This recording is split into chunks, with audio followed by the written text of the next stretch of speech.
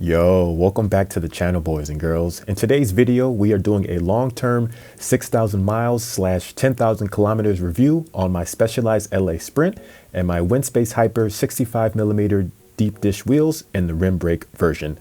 Now, in case you are new to my channel, my name is Patrick Lino and I'm a failed Cat 5 crit racer who builds bikes, who does cycling reviews, and in my free time, I do voiceover work as the stereotypical black man who narrates movies and commercials with his deep voice. I'm just kidding about that last part. No, I'm not black. But I do have an entire playlist with a step-by-step guide on building up my LA Sprint. So without further ado, let's get started. So first, starting with the frame set. So what's so special about the LA Sprint? Well, unless you've been living under a rock, the LA Sprint is an overpriced aluminum frame set with a carbon fork that Specialized sells to customers who can't afford a Venge or a Tarmac. But what exactly is the LA Sprint marketed to? Who is it for? Well, it's supposed to be for crit racers because if you race Cat 5 like I do, you'll probably crash, and so aluminum has a better chance of surviving a crash than carbon. Now the frame is stiff, it's responsive, and it's really for anyone who wants to go fast with affordability in mind. But good luck trying to find a brand new LA Sprint for retail price. Now moving on to the components. The components I have for my LA Sprint, I'm running the Ultegra R8000 group set with a 105 long cage rear derailleur because I'm cheap. Now I have to say that even after 10,000 kilometers or 6,000 miles, I've never missed a single gear shift with this group set. And there is a case to be made for running Di2 in terms of long-term hand comfort, but with the mechanical Ultegra, it's extremely durable and consistent. Not a single shift has been missed. And the power meter that I'm running is the Cork Dub 4 or Deep 4, whatever it's called. It's a spider-based power meter. It's super consistent. It's very easy to zero out before all of my rides. And a single coin battery, I believe it's the 2032 battery, lasts for about 3,000 miles, which is awesome. And in my opinion, it's the best power meter for the value. Now, some of the other components I have are the Aero alloy handlebars from Prime Bike Components. It's probably the best $65 I've ever spent. And I'm running a ceramic dub bottom bracket and pulley wheels courtesy of Kogel bearings. Now that's probably the worst $200 I've ever spent for marginal gains, but hey, who doesn't like a little bling bling? Now the saddle I have is a Bontrager Aeolus. I have some super cast bar tape, and I'm running a 130mm negative 17 S-Works alloy stem.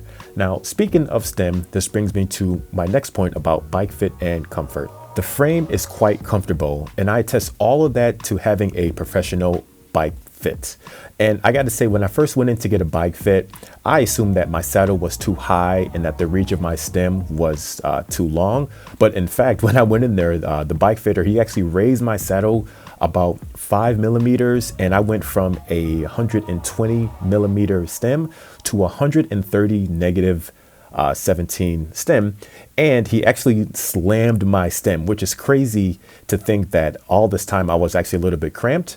But this is why you go to a professional bike fit, because now my bike is extremely comfortable.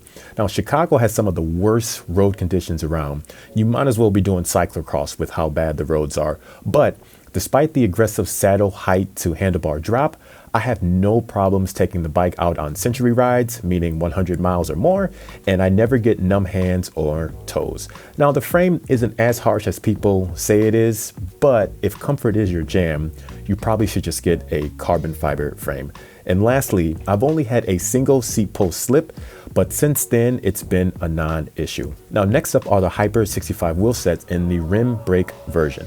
Now, after 10,000 kilometers, they are still problem-free and the wheels are still true. And thankfully, there's no creaks, there's no rattles, there's no hub issues to report, as some of the other folks have mentioned about the hubs. No issues there. Just a couple of rock chips here and there because, like I said, the roads are crappy and I live in Chicago.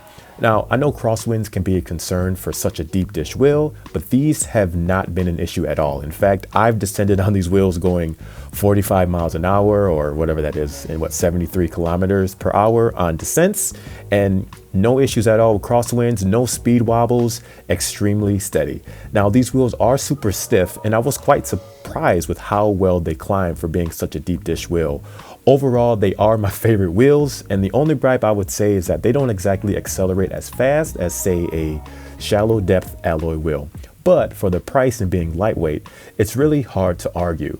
So I think that's about it, guys. That about wraps up my long-term review on the frame set and the wheels. I would say if you have the money and you can find the Allez Sprint frame set, definitely go ahead and pick yourself up one.